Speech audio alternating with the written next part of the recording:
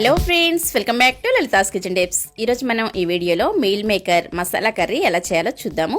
మనం ఈ విధంగా ఈ కర్రీ ప్రిపేర్ చేసుకుంటే మనకి మటన్ టేస్ట్ వస్తుందండి. మటన్ కంటే కూడా ఇంకా టేస్టీగా కూడా ఉంటుంది. ఇలా చేసుకుంటే మనకి రైస్లోనే కాకుండా నాన్స్, చపాతీ దేంట్లోకైనా అదిరిపోతుందండి టేస్ట్ అయితే. చిన్న చిన్న టిప్స్తో ఈ వీడియో మధ్యలో చెప్తూ ఉంటానండి. అస్సలు మిస్ అవ్వకుండా వీడియోని స్కిప్ చేయకుండా చివరి వరకు చూసి మీరు ట్రై చేయండి. దీనికోసం మనము ముందుగా వేడి నీళ్ళు మనం స్టవ్ మీద పెట్టుకొని నీళ్ళు వేడి చేసుకోవాలి. మనం వేడి నీళ్ళు తీసుకొని పక్కన పెట్టేసుకోవాలి.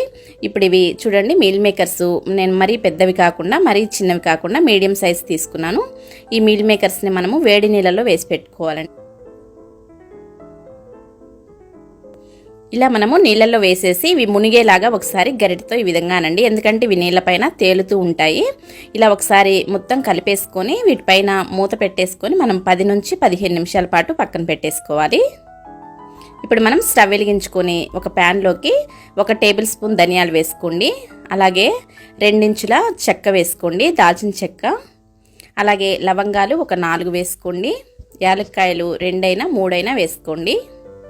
అలాగే ఎండు కొబ్బరి ముక్కలు కూడా ఒక 4-5 ముక్కల వరకు ఈ విధంగా వేసుకోండి. తర్వాత మనం లో టు మీడియం ఫ్లేమ్లో వీటిని లైట్గా దోరగా వేపుకోవాలండి, ఎక్కువగా వేయించొద్దు. చూడండి, కొంచెం కలర్ చేంజ్ అయ్యే వరకు వేపుకొని మనం వీటిని ఒక ప్లేట్లోకి తీసుకొని పక్కన పెట్టేసుకొని చల్లారిన తర్వాత పేస్ట్ అనేది ప్రిపేర్ చేసుకుందాము. ఇప్పుడు మనం ముందుగా నానబెట్టుకున్నటువంటి మీల్ మేకర్స్ చూడండి ఒకసారి. ఇప్పుడు మనం ఇవి మొత్తం కూడా ఎక్కువగా ఫ్రెష్ చేయొద్దండి, లైట్గా ఫ్రెష్ చేసుకుంటూ నీళ్లు మొత్తం పిండేసి ఒక ప్లేట్లోకి తీసి పెట్టుకోవాలి.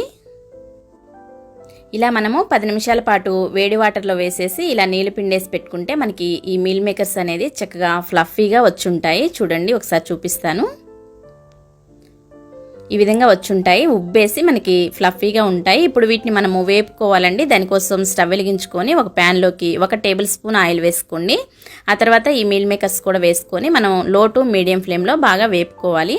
మొత్తం కూడా డ్రైగా అయ్యే వరకు వేపుకొని ఆ తర్వాత మనం కర్రీ చేసుకుంటే మనకి మసాలాలు అవన్నీ కూడా పీల్చుకుంటూ ఇవి ముక్కలు అనేది చాలా టేస్టీగా ఉంటాయి. కాబట్టి ఈ విధంగా వేపుకొని ఒక గిన్నెలోకి తీసి పక్కన పెట్టుకోండి. ఆ తర్వాత నేను ఇదే ప్యాన్ పెట్టండి, మీరు వేరే ప్యాన్ అని పెట్టుకోండి. 3 టేబుల్ స్పూన్స్ వరకు ఆయిల్ వేసుకోండి. ఆయిల్ కొంచెం హీట్ వచ్చిన తర్వాత సాజీరా అయినా లేదా జీలకర్ర అయినా 1 స్పూన్ వేసుకోండి. అలాగే సన్నగా తరిగిన ఉల్లిపాయ 1, అలాగే సన్నగా తరిగినటువంటి పచ్చిమిర్చి కూడా ఒక 2 అయినా 3 అయినా వేసుకోండి. మనం ఇవి లో టు మీడియం ఫ్లేమ్లోనే వీటిని మనం మగ్గించుకోవాలండి. ఉల్లిపాయ ముక్కల్ని మరీ ఫ్రై చేసుకోవద్దు. ఇలా మనం లో ఫ్లేమ్లో పెట్టుకొని మూత పెట్టుకున్నట్లయితే మెత్తగా అయిపోయి కొంచెం చూడండి ఈ విధంగా మగ్గి ఉంటాయి. మరీ డీప్ ఫ్రై చేసుకొని మనకి కలర్ చేంజ్ అయ్యే వరకు వేపుకోవద్దు. ఆ తర్వాత మనము ఇలా ఉల్లిపాయ ముక్కలు మగ్గిన తర్వాత కరివేపాకు కొంచెం వేసుకోండి.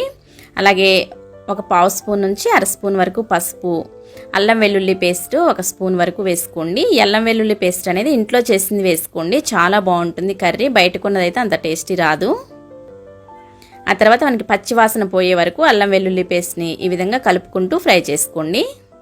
బాగా మగ్గిన తర్వాత దీంట్లోకి మసాలా పేస్ట్ వేసుకోవాలండి.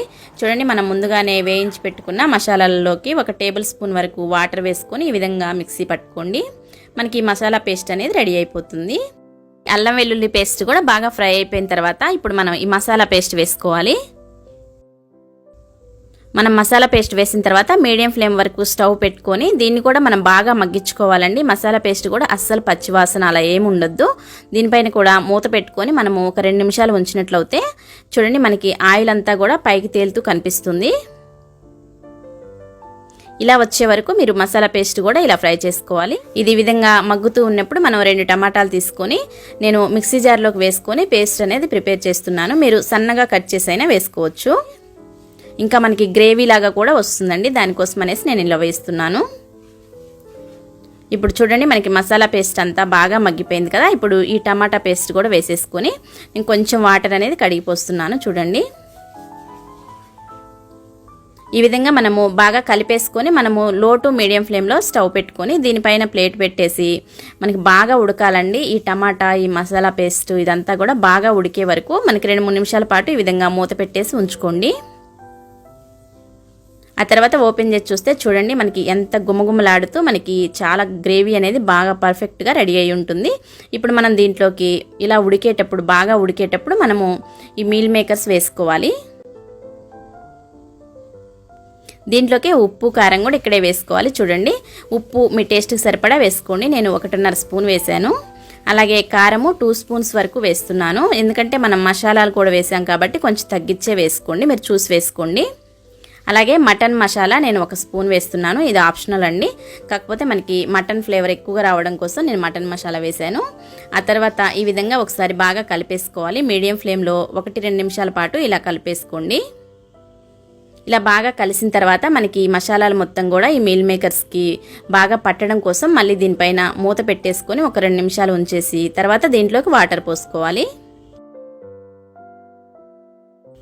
వాటర్ అనేది మీరు గ్రేవీ కన్సిస్టెన్సీని బట్టి మీరు పోసుకోవచ్చండి. నేనైతే ఇక్కడ 1 గ్లాస్ వాటర్ పోసాను. తర్వాత మనం ఇదంతా కూడా ఒకసారి కలిపేసుకొని దీనిపైన మూత పెట్టేసి మనకి 4 నుంచి 5 నిమిషాల పాటు ఉంచాలి మీడియం ఫ్లేమ్లో.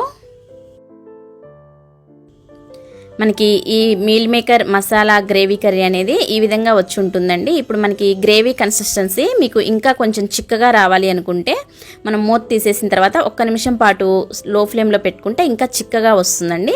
లేదు మనకి ఈ విధంగా ఉంటే సరిపోతుంది అనుకుంటే మీరు చివరిగా కొత్తిమీర వేసేసుకొని సర్వ్ అవుట్ చేసుకోండి. మరి ఈ రెసిపీ మీకు నచ్చినట్లయితే మీరు కూడా అందరూ ట్రై చేసి మీకు ఎలా కుదిరిందో నాకు కామెంట్ చేయండి. Thank you for watching my videos. Have a nice day. Bye.